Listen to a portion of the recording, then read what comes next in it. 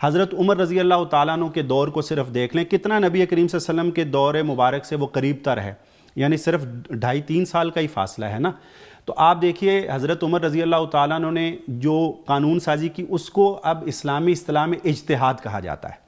اور یہاں پر میں اقبال کو بھی تھوڑا سا حوالہ دے دوں کہ اقبال یہی کہتے تھے کہ اس وقت جو اسلامک اسٹیٹ ہوگی وہ اجتہاد کر لے گی، اور اجتہاد پارلیمنٹ کی ذمہ داری ہے۔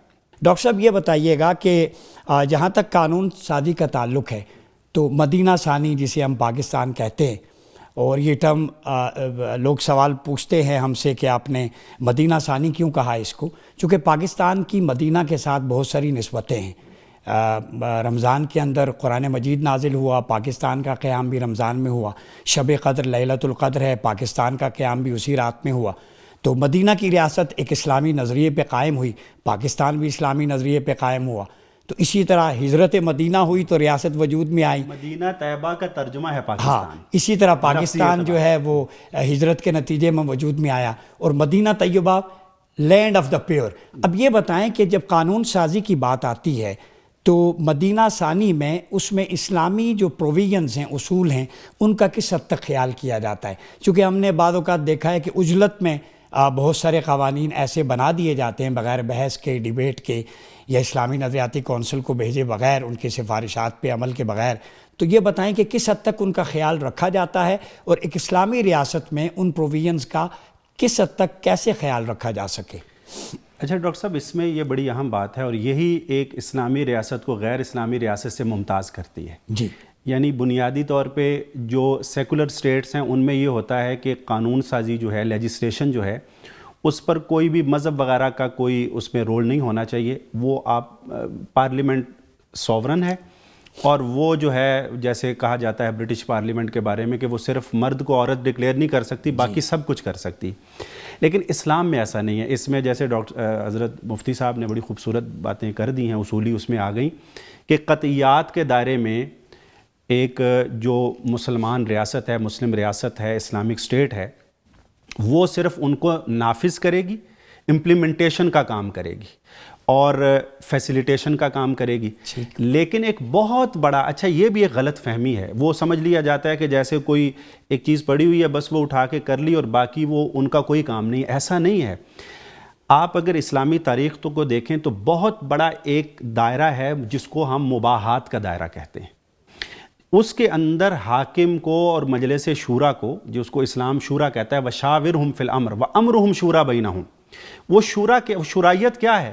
وہ جو نئے پیش آنے والے مسائل ہیں، صورتیں ہیں، ان پہ شریعت کا اطلاق کیسے ہوگا، اور استنباط بھی کریں گے، وہ نئی صورتیں بھی پیدا ہوں گی۔ پہلے سے جو صورت بدل گئی، حضرت عمر رضی اللہ تعالیٰ عنہ کے دور کو صرف دیکھ لیں، کتنا نبی کریم صلی اللہ علیہ وسلم کے دور مبارک سے وہ قریب تر ہے، یعنی صرف 2.5-3 سال کا ہی فاصلہ ہے نا۔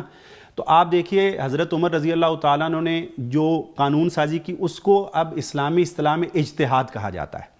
اور یہاں پر میں اقبال کو بھی تھوڑا سا حوالہ دے دوں کہ اقبال یہی کہتے تھے کہ اس وقت جو اسلامک اسٹیٹ ہوگی وہ اجتہاد کر لے گی، اور اجتہاد پارلیمنٹ کی ذمہ داری ہے، کیونکہ نافذ اس نے کرنا ہے تو وہاں اہل لوگ بٹھائیں۔ اب وہ ایک الگ ڈیبیٹ آ جائے گی، لیکن حضرت عمر رضی اللہ تعالیٰ عنہ کو ہم لے لیں تو انہوں نے کیا کیا کہ سواد عراق کا مسئلہ ہے، حضرت مفتی صاحب بھی تشریف فرما ہیں، آپ بھی اسکالر ہیں، کہ وہ فتوحات کے نتیجے میں جو زمین آتی ہے تو وہ جناب تقسیم ہو جانی چاہیے مجاہدین میں۔ حضرت عمر نے کہا کہ نہیں، اب جو حالات ہے کہ نئے لوگ مسلمان ہو رہے ہیں، تو یہ جو ہے اس کو مسلمانوں کے بیت المال میں ہونا چاہیے، تاکہ اس کا جو انتفاع ہے وہ تسلسل کے ساتھ رہے۔ اور اگر آپ اس کی تاریخ کو اٹھائیں، اس ایشو کو، اس پر 1-2 دن نہیں، ہفتوں بحث ہوئی۔ صحابہ کرام نے، جیسے اب کہتے ہیں نا کہ ایک قانون کا مسودہ آیا اور اس پر اب بحث ہو رہی ہے اسمبلی میں، یہ حضرت عمر رضی اللہ تعالیٰ عنہ نے کیا۔ تو وہ جو قانون سازی ہے جس میں مصلحت عامہ ہے، مسئلہ مرسلہ ہے، شرعی مسالے کا تحفظ ہے، مسلم امہ کا جس میں زیادہ فائدہ ہے، اس کو لیا جائے گا اور اس کے مطابق قانون سازی کی جائے گی۔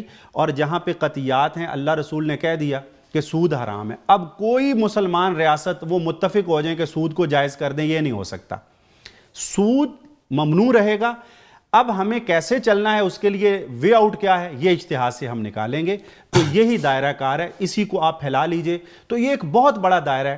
حضرت عمر رضی اللہ تعالیٰ عنہ نے کہ جی چوری کی سزا، اب قحط پڑ گیا، اب وہ پکڑ کے لے آئے جی اس کا ہاتھ کاٹیں.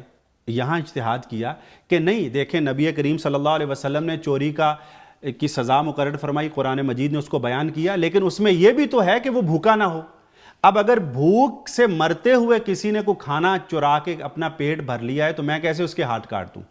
تو ان ساری چیزوں کو مد نظر رکھنا یہ لیجسلیشن ہے. اس میں بالکل ایک مسلمان ریاست جو ہے، اسلامی ریاست ہے، اس کے حکمران اور اس کی مجلس شورا اور پارلیمنٹ کو مکمل اختیار ہے کہ وہ اجتہاد کرے، قانون سازی کرے، بشرطے کہ وہ قطعیات کا طے شدہ اور اجماعی امور کو تبدیل نہ کرے، اور جو بھی پبلک انٹرسٹ کی چیزیں ہیں اس میں وہ قانون سازی لائے. اسلام اس کے بارے میں آپ کو اجازت دیتا ہے. اس کا مطلب یہ ہے ڈاکٹر صاحب، جیسے آپ بیان فرما رہے ہیں کہ پارلیمنٹ میں سفارشات بھی جاتی ہیں اسلامی نظریاتی کونسل کی، ان کی روشنی میں وہاں پہ قانون سازی ہوتی ہے، پھر اس کو سینٹ میں بھیجا جاتا ہے. یہ بات تو درست ہے کہ یہ چیزیں ہمارے مدینہ ثانی میں، جسے ہم پاکستان کہتے ہیں، بہت کمپلیکیٹڈ ہیں. بہت سارے ایشوز، نئے آنے والے اجتہادی مسائل، ان پہ کانسنسس نہیں ڈیولپ ہو پاتا، یا اسلامی نظریاتی کونسل کی سفارشات پہ عمل نہیں ہوتا.